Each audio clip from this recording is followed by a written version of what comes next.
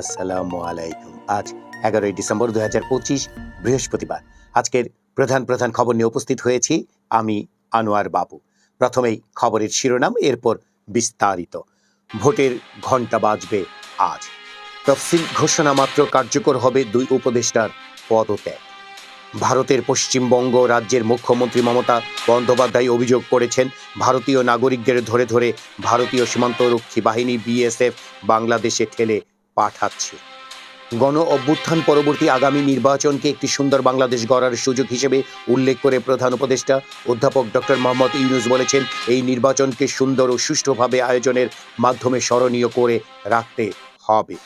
প্রধান উপদেষ্টা সরকারি বাসভবন যমুনা থেকে গতকাল বুধবার সারা দেশের উপজেলা নির্বাহী কর্মকর্তাদের সঙ্গে ভিডিও কনফারেন্সের মাধ্যমে নির্বাচন প্রস্তুতির বিষয়ে দিক নির্দেশনা দেওয়ার সময় প্রধান উপদেষ্টা এসব কথা বলেন। সব জেলা প্রশাসক, বিভাগীয় কমিশনার এবং মন্ত্রিপরিষদ বিভাগের কর্মকর্তারা এই সময় অনলাইনে যুক্ত ছিলেন। মেঘা প্রকল্পে যাবে না বিএনপি, বললেন তারেক রহমান। ত্রয়োদশ জাতীয় সংসদ নির্বাচনে প্রতিদ্বন্দ্বিতার জন্য ১২৫ আসনের প্রাথমিক প্রার্থী তালিকা ঘোষণা করেছে জাতীয় নাগরিক পার্টি এনসিপি। পুলিশ কমিশন অধ্যাদেশ ২০২৫ জারি করা হয়েছে। রাষ্ট্রপতি স্বাক্ষরের পর গত মঙ্গলবার আইন মন্ত্রণালয় এ সংক্রান্ত গেজেট জারি করে। টাকা চুরির বিষয়ে সন্দেহ করায় রাজধানীর মোহাম্মদপুরে লাইলা আফরোজ বয়স ৪৮ বছর ও তার মেয়ে নাফিজা লাওয়াল বিনতে আজিজ বয়স ১৫ বছর ছুরিকাঘাতে গৃহকর্মী আয়শা আক্তার খুন করেছেন। গ্রেপ্তারের পর প্রাথমিক জিজ্ঞাসাবাদে তিনি এমন তথ্য দিয়েছেন বলে জানিয়েছে পুলিশের সূত্র। মানবতা বিরোধী অপরাধ, জয়কে হাজির হতে পত্রিকায় বিজ্ঞপ্তি প্রকাশের নির্দেশ আদালতে। সরকারি প্রাথমিক বিদ্যালয়ের প্রধান শিক্ষকদের বেতন স্কেল ১১তম গ্রেড থেকে ১০ম গ্রেডে উন্নীত করার নীতিগত সিদ্ধান্ত নেওয়া হয়েছে। গতকাল বুধবার মন্ত্রিপরিষদ বিভাগের প্রশাসনিক উন্নয়ন ও সমন্বয় এক অধিশাখার এক চিঠি থেকে এ তথ্য জানা গেছে। পুলিশের ঝুঁকি ভাতার মতো সচিবালয় ভাতা চালুর দাবিতে অর্থ উপদেষ্টা ডক্টর সালেউদ্দিন আহমেদকে গতকাল বুধবার তার দপ্তরে ৬ ঘণ্টা অবরোধ করে রাখেন কর্মচারীরা। দাবি মেনে নেওয়ার আশ্বাস পেয়ে রাত ৮:৩০টার দিকে অবরোধ তুলে নেন তারা। গাজীপুরের শ্রীপুরে বকেয়ার দাবিতে শ্রমিক বিক্ষোভ, ফটকে তালা ঝুলিয়ে পালালো কর্তৃপক্ষ। প্রধান বিচারপতি ডক্টর সৈয়দ রেফায়েত আহমেদের সঙ্গে সৌজন্য সাক্ষাৎ করেছেন বাংলাদেশে নিযুক্ত জার্মানির রাষ্ট্রদূত। বিনোদনের খবরে আজ কিংবদন্তি সেতার বাদক পণ্ডিত রবি শঙ্করের প্রয়াণ দিবসের খবর থাকছে। এই ছিল আজকের খবরের প্রধান প্রধান শিরোনাম। এবার বিস্তারিত। ভোটের ঘণ্টা বাজবে আজ। এই খবরের ভেতরে দেখা যাচ্ছে, ত্রয়োদশ জাতীয় সংসদ নির্বাচন ও গণভোটের তফসিল ঘোষণা করা হচ্ছে আজ বৃহস্পতিবার।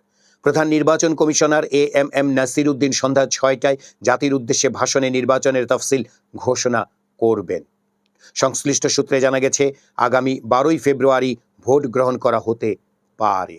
নির্বাচন কমিশনের সিনিয়র সচিব আক্তার আহমেদ গতকাল সাংবাদিকদের জানান, প্রধান নির্বাচন কমিশনারের ভাষণ ইতিমধ্যে গতকাল বিকেলে বাংলাদেশ টেলিভিশন ও বাংলাদেশ বেতারের জন্য রেকর্ড করা হয়েছে। আজ সন্ধ্যা ৬টায় সেই ভাষণ প্রচার করা হবে। তফসিল ঘোষণা মাত্র কার্যকর হবে ২ উপদেষ্টার পদত্যাগ। এই খবরের ভেতরে দেখা যাচ্ছে, অন্তর্বর্তী সরকারের ২ উপদেষ্টা মাহফুজ আলম ও আসিফ মাহমুদ সজীব ভুইয়া পদত্যাগ করেছেন। বুধবার বিকেল ৫টার দিকে প্রধান উপদেষ্টা অধ্যাপক ডক্টর মোহাম্মদ ইউনূসের কাছে তারা পদত্যাগপত্র জমা দিয়েছেন। রাষ্ট্রীয় অতিথি ভবন যমুনায় গিয়ে পদত্যাগপত্র জমা দিলে প্রধান উপদেষ্টা তা গ্রহণ করেন। গতকাল যমুনার সামনে সংবাদ ব্রিফিংয়ে এসব তথ্য জানান প্রধান উপদেষ্টার প্রেস সচিব শফিকুল আলম। আজ বৃহস্পতিবার সন্ধ্যায় ত্রয়োদশ জাতীয় সংসদ নির্বাচন ও গণভোটের তফসিল ঘোষণার সঙ্গে সঙ্গে তাদের পদত্যাগ কার্যকর হবে। আজ উপদেষ্টা পরিষদের বৈঠকে বিদায়ী ২ উপদেষ্টা অংশ নিতে পারেন বলে জানা গেছে। জুলাই গণ অভ্যুত্থানে নেতৃত্ব দেওয়া ছাত্রদের প্রতিনিধি হিসেবে অন্তর্বর্তী সরকারের উপদেষ্টা হন মাহফুজ আলম ও আসিফ মাহমুদ। মাহফুজ তথ্য ও সম্প্রচার মন্ত্রণালয় এবং আসিফ মাহমুদ স্থানীয় সরকার, পল্লী উন্নয়ন ও সমবায় মন্ত্রণালয়ের পাশাপাশি যুব ও ক্রীড়া মন্ত্রণালয়ের উপদেষ্টার দায়িত্ব পালন করছিলেন। মেঘা প্রকল্পে যাবে না বিএনপি, বললেন তারেক রহমান। এই খবরের ভেতরে দেখা যাচ্ছে, বিগত স্বৈরাচারের সময় মেঘা প্রকল্প হলেও উদ্দেশ্য সফল হয়নি বলে মন্তব্য করেছেন বিএনপির ভারপ্রাপ্ত চেয়ারম্যান তারেক রহমান।